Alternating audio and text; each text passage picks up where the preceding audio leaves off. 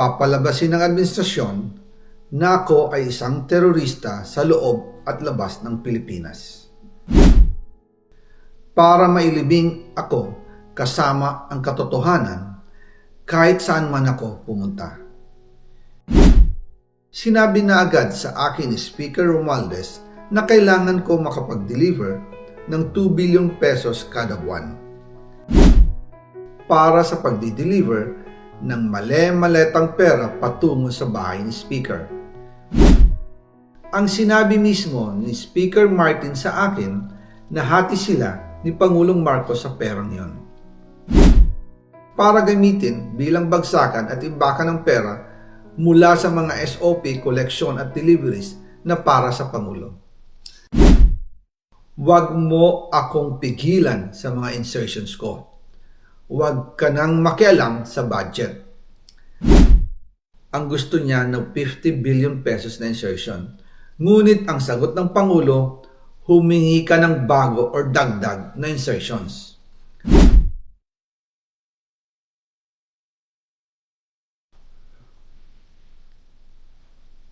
Magandang araw po sa inyong lahat.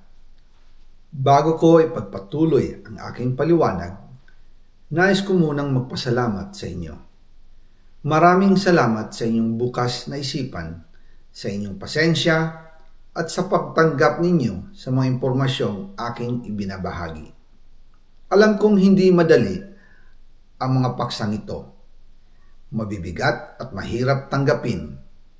Hindi po ako makauwi dahil malaki ang banta sa buhay ko. Ngayon naman ay meron kaming natanggap na balita. Papalabasin ng administrasyon na ako ay isang terorista sa loob at labas ng Pilipinas. Para mailibing ako kasama ang katotohanan kahit saan man ako pumunta. Pero mahalagang malaman ng taong bayan ang katotohanan. Muli, taos-puso akong nagpapasalamat sa inyong pakikinig. Una po sa lahat, sinasabi ng ICI at ni Henry Alcantara na 21 billion pesos daw ang napunta sa akin. Hindi po totoo yun. Wala akong natanggap na ganyang halaga. Ang totoo, mula 2022 hanggang 2025, ang kabuuang pera na dumaan sa akin para ibigay kay Pangulong Bongbong Marcos at kay dating Speaker Martin Romualdez ay umabot sa 56 billion pesos at hiwalay pa dyan ang 100 billion pesos insertion ng Pangulo sa 2025 budget. Pati na rin ang 97 billion pesos flood control insertion na inilagay sa NEP ng 2026 national budget. Balikan natin kung paano ito nagsimula. Noong 2022, kakaupo ko pa lang bilang chairman ng House Committee on Appropriations, sinabi na agad sa akin ni Speaker Romualdez na kailangan ko makapag-deliver ng 2 billion pesos kada buwan. Makalipas ang ilang araw, tumawag sa akin si Yusek Bernardo. Sabi niya, kailangan ng tulong ng Bulacan sa problema nila sa baha. Pinapunta niya sa opisina ko sa Kongreso si DPWH District Engineer Henry Alcantara. Sa naging meeting namin ni Alcantara, siya mismo ang nag-offer kung paano ang hatian sa mga proyekto ng DPWH. 22% para kay Speaker Romualdez, 2% para kay Yusek Bernardo at 1% para sa kanya. Doon po nagsimula ang tinatawag nilang deliveries. Ang sistema po ay ganito. Ang mga tao ni Henry Alcantara ang nakikipag-ugnayan sa mga tao ko na sina Paul Estrada at Mark Tiksay. Sila ang tumatanggap na pera mula sa mga tao ni Alcantara. Minsan sa bahay ko sa Valle Verde, minsan naman sa BGC parking. Pagkatapos nilang makuha ang pera, sila Mark at Paul naman ang nag-aayos o nakikipag-coordinate sa tauhan ni Speaker Martin Romualdez na si Jocelyn Sereno para sa pagdi-deliver ng male-maletang pera patungo sa bahay ni Speaker. Una, sa North Forbes Park sa McKinley Drive at nang lumipat siya sa number 14 Nara Street, South Forbes Park. Gusto ko pong linawin, hindi ako nakikialam sa mismong proseso ng paghatid. Dumaan lang po sa akin ang pera na agad dinideliver kay Speaker Romualdez.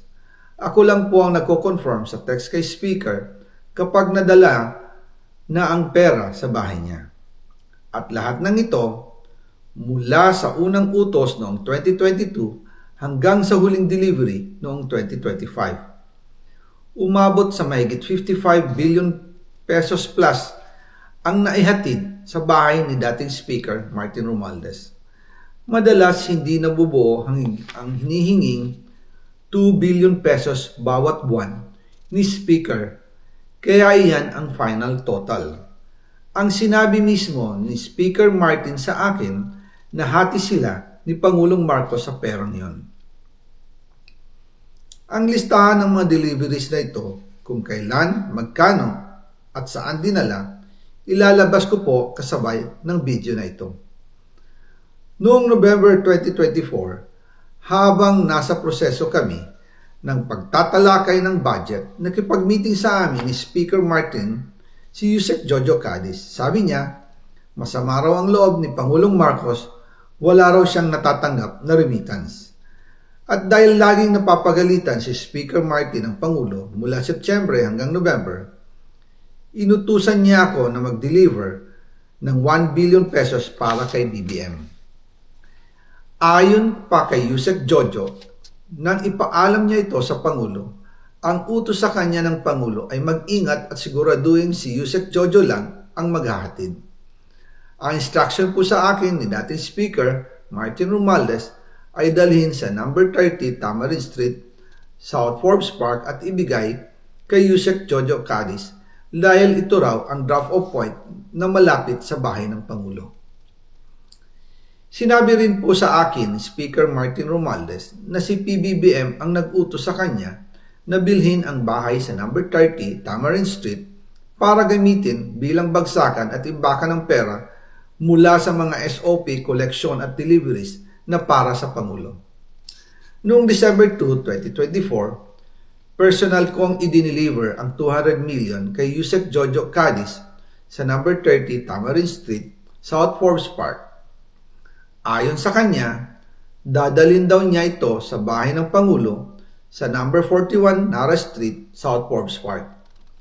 Kasunod nito, noong December 5, 2024, muli akong nag-deliver ng 800 million sa parehong address at Yusek Jojo Cadiz pa rin ang tumanggap. Sabi niya, iyon naman ay dadalhin sa bagong bahay ng Pangulo sa South Forbes Park.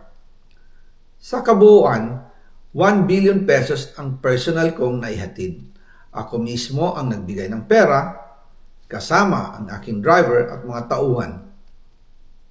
At lahat ito ay base sa direktang utos ni Speaker Martin Romualdez. At dyan po nabuo ang kabuuang halagang 56 billion na ipinadala mula 2022 hanggang 2025. Pero kahit na na-deliver na ang 1 billion pesos para kay Pangulong Marcos at kahit na naisama na rin sa 2025 budget ang 100 billion pesos insertion sa pamamagitan ng BICAM Committee, ayon mismo sa utos ng Pangulo, nagagalit pa rin daw si BBM.